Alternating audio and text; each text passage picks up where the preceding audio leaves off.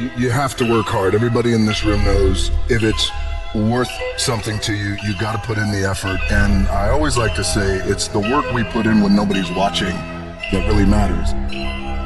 You versus you. You got to be the one to get up every morning, be disciplined, put in the consistent daily hard work, because that gains success. Because my old man taught me that. Like, gotta work, get your ass in the gym and work. How hard do I work? I work hard. You have an insane schedule. 4 o'clock in the morning, I wake up. 4:30, 4:45, I'm doing some sort of cardio. It's still dark outside. I do this, and then I'll have breakfast, and then I will go gym for about an hour, and then I'll go to set. Like, I'm gonna be the baddest motherfucker walking. You gotta be the hardest workers in the room.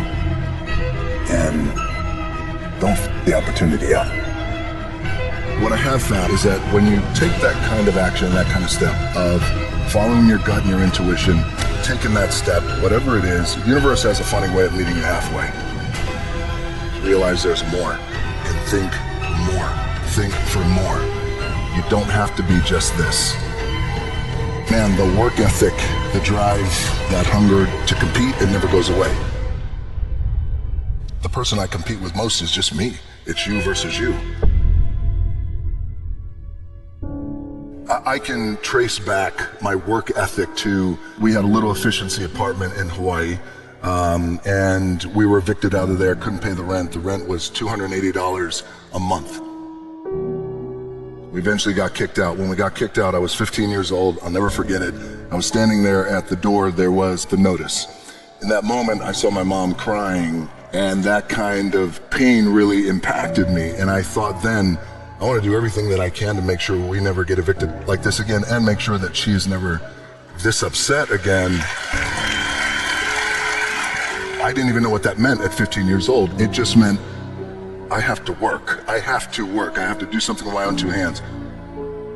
This is the stuff that you can control. We control the controllables, as we say. The other part is a competitive nature that is in my DNA and it's in my blood, where I love the competition. I love to win, and I also love to learn. I don't say lose, I say I love to learn. So I would say it's a combination of that. For me, the work ethic comes from, I never want to be evicted again. The other side to that is a competitive nature, and that competitive nature, that never goes away. The thing that has worked for me is to remember the hard times. I would remember that, and it allows me then to be present in the moment and understand, holy shit, this stuff I have around me right now, this is the shit that I dreamed of when I was a kid. For me, the drive just comes from wanting to do more. I've gotten really lucky and fortunate over the years to have accomplished what I've been able to accomplish, but again, the hunger doesn't go away. I like to say I got a full plate, but I could always make room for the stuff I love. When I wake up in the morning, I have got to be running towards the thing that I want to do, and not walking towards it, not, I really don't feel like doing this, or why did I got to be running to it. And I realized that if I'm able to do that, get up in the morning and run to it, then I'm in that place of joy and happiness.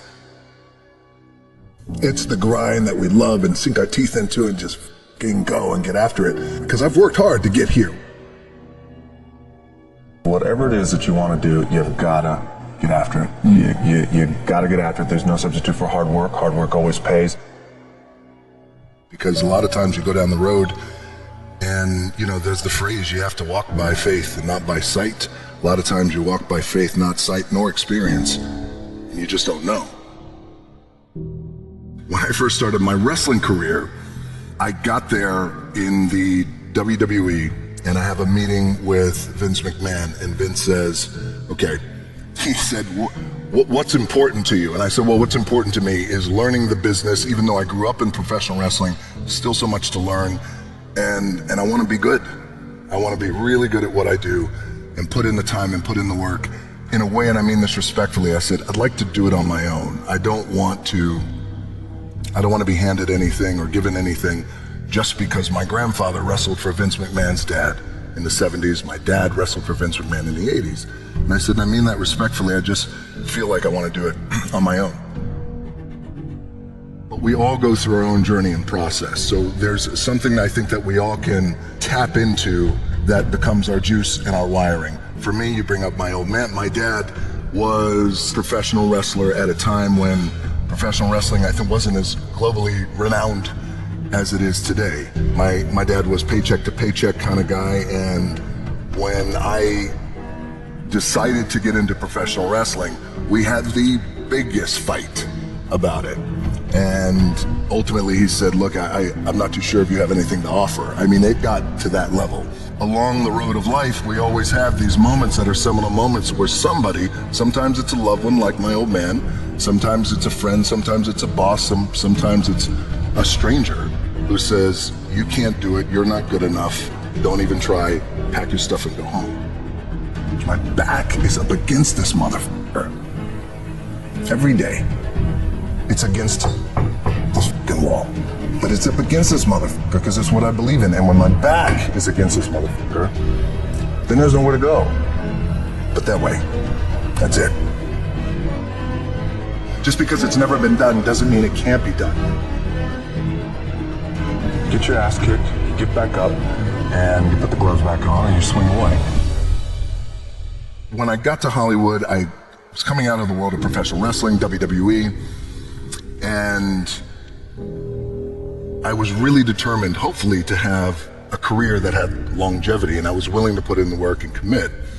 But what I realized at that time was there was a lot of naysayers and there was a lot of cynicism as I was getting into Hollywood, and I get it. It was a little tricky because I was coming out of the world of professional wrestling. When I got there, a lot of people around me at that time who were part of my management team said, listen, if you really want to make it in Hollywood, and even those who weren't part of my team, you know, now looking back, I could see the chess that they were trying to play back then.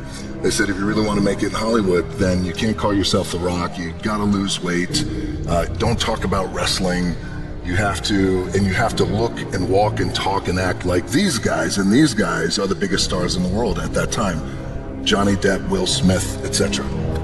If you don't know any better, you buy into that stuff, like I bought into that back then. But then you start to realize something starts to eat at your gut about, well, this just doesn't feel right because I'm not being authentic, I'm not being myself. So finally, I said, a few years later, I said, I can't do this anymore. I have to be myself.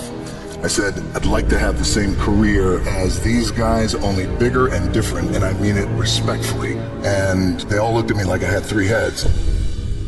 I'm not these guys. I'm not a Johnny Depp, I'm not a Will Smith, I'm not a George Clooney, those guys who were big stars at that time.